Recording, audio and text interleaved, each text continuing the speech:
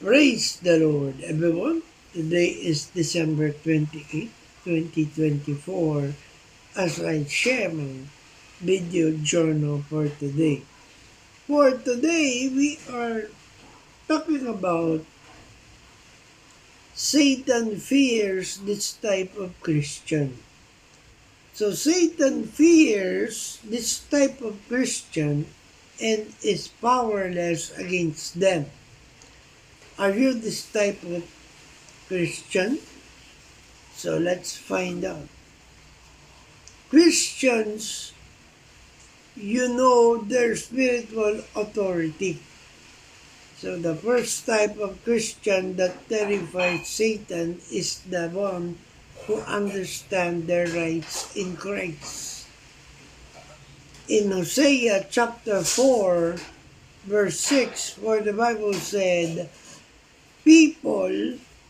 My people are destroyed for lack of knowledge, because thou hast rejected knowledge.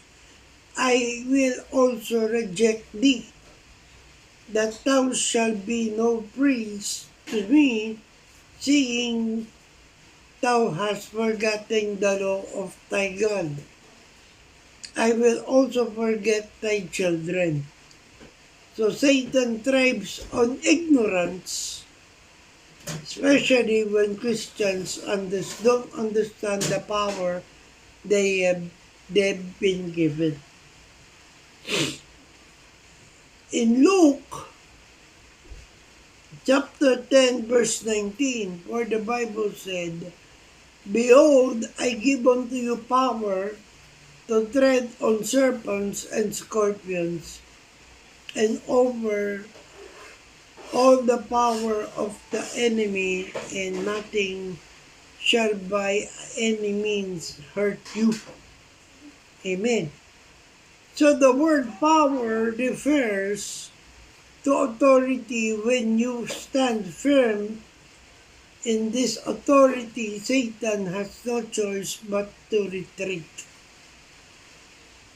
A lion preys on the fearful, but the bold stands their ground, and must we to embody this. Saturate yourself with the word of God.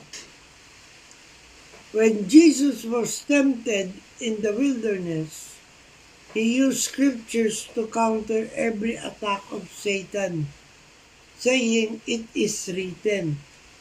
In 2 Peter chapter 1, verse 3, where the Bible said, According as his divine power hath given unto us all things that pertain unto life and godliness, through the knowledge of him that hath called us to glory and virtue.